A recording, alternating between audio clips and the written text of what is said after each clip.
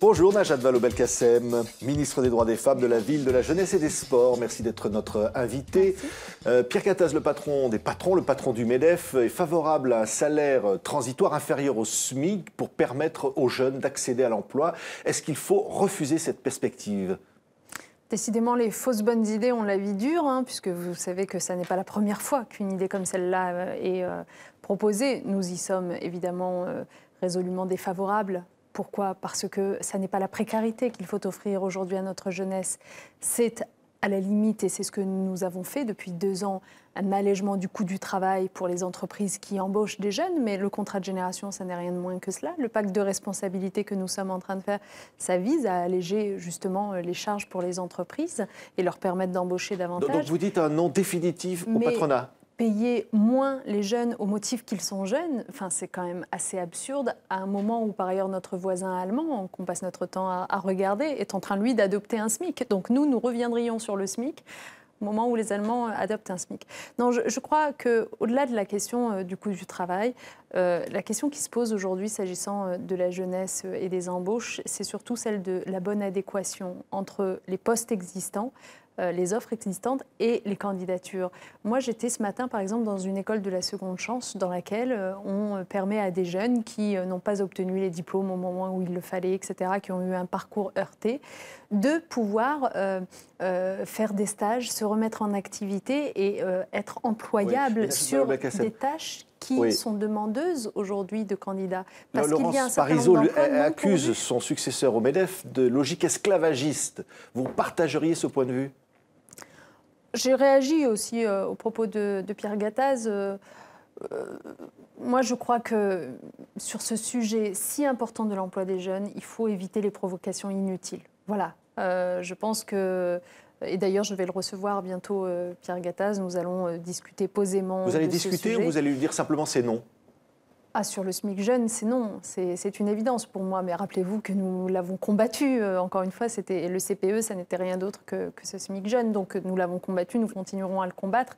En revanche, il y a du travail à faire, encore une fois, pour mettre en adéquation l'offre et la demande et permettre à des jeunes d'accéder à un emploi. Et la proposition de Pascal Lamy, l'ancien patron de l'OMC, qui dit pourquoi pas, dans ce taux de chômage, une proposition de petits boulots payés moins que le SMIC. Mais que les uns et les autres, si vous voulez, réfléchissent à haute voix, c'est une chose, mais le gouvernement auquel j'appartiens n'a nullement l'intention de précariser la jeunesse, non. Oui, alors on va parler bien sûr des femmes, Najat Vallaud-Belkacem, et c'est important pour l'Europe, cette parité avec la plateforme que vous faites donc adopter aujourd'hui et qui vise à une réelle parité, notamment parmi les commissaires, parmi les élus. Ce que nous voulons, nous, c'est remettre ce sujet des droits des femmes comme priorité dans l'agenda de l'Europe de 2 façons. La première, en impulsant davantage de parité dans les institutions européennes. Parce qu'il ne faut pas rêver. Si vous n'avez pas un égal accès des femmes et des hommes aux responsabilités publiques, vous n'arrivez pas à imposer le sujet des droits des femmes. Ça veut dire par exemple qu'il faut nommer un commissaire femme prochainement, ce que doit faire François Hollande. On sait qu'il y a 2 candidats, Elisabeth Guigou et Pierre Moscovici. Nous n'entrons évidemment absolument pas dans cette question. Le texte que nous allons co-signer demain avec plusieurs homologues européennes, avec plusieurs ministres européennes et 3 prix Nobel. C'est un texte dans lequel nous affirmons des principes forts que nous revendiquons pour l'Europe. En effet, une commission qui soit paritaire. Vous avez un collège de commissaires, vous pouvez en avoir autant de femmes que d'hommes. Ça ne veut pas dire qu'on impose ou qu'on demande à tel pays de sélectionner un homme ou une femme. C'est évidemment au niveau collégial que ça se joue. La deuxième chose que nous demandons dans ce texte, c'est le fait que parmi ce collège de commissaires, l'un ou l'une des commissaires soit en charge des droits des femmes. Peut-être avec d'autres sujets, mais en tout cas que ce sujet existe comme un sujet de l'Union européenne. Ces principes, nous les inscrivons dans une plateforme. Et toute l'Europe est d'accord ?